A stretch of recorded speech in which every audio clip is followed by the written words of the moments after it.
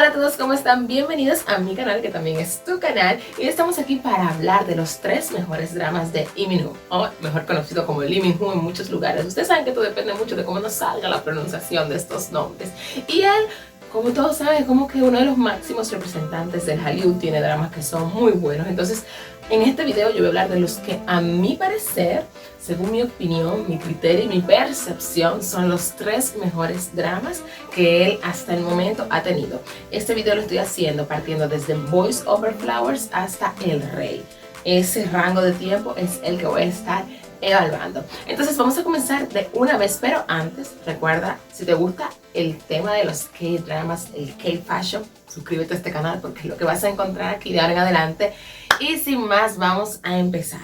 El primer, bueno, en el puesto número 3, vamos a decirlo así. En el puesto número 3 tengo el drama que marcó mi pasión por los K-dramas, y es Boys Over Flowers, o Los chicos antes que las flores, o Los chicos son mejores que las flores, dependiendo del país, como que hay una traducción diferente. Y este drama, que seguramente tú conoces, pero por si acaso no lo has visto todavía, te cuento rápidamente de qué trata.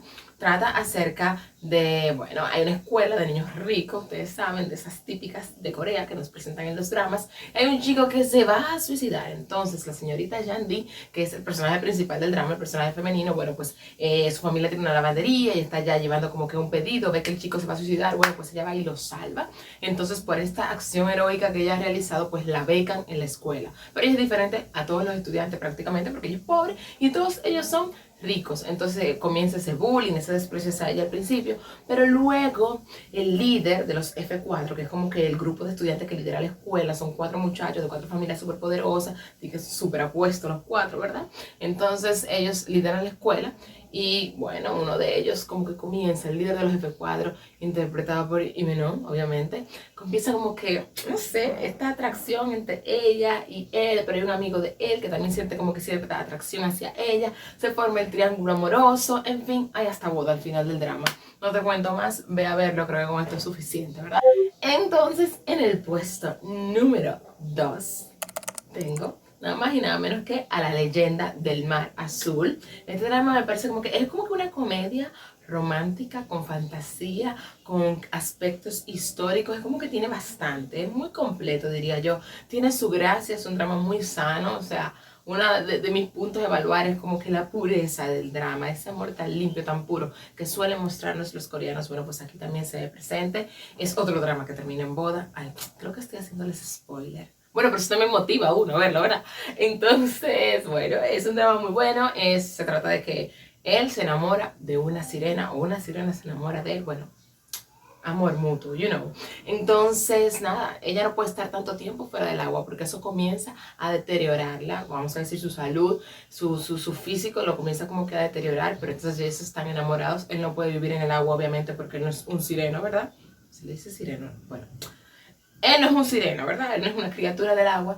Entonces tienen que buscar la manera como de poder mantener su amor, pero sin que ella se desgaste físicamente. Entonces por ahí va el drama, pero tiene mucha gracia este drama porque ella como actriz, o sea, es buenísima haciendo comedia, esta actriz, buenísima, buenísima.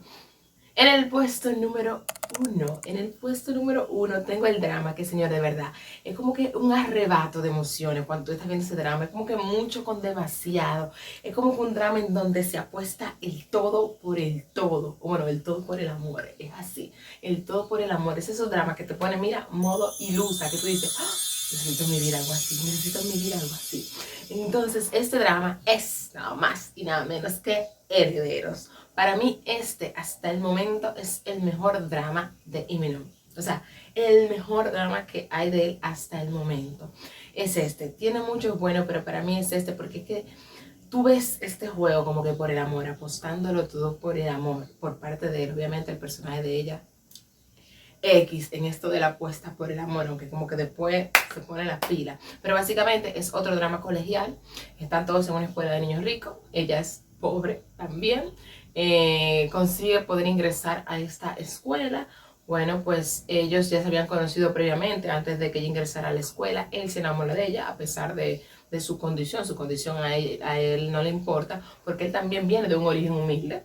porque la mamá de él es una mujer pobre, bueno, y que por cosas de la vida terminó casada con este hombre.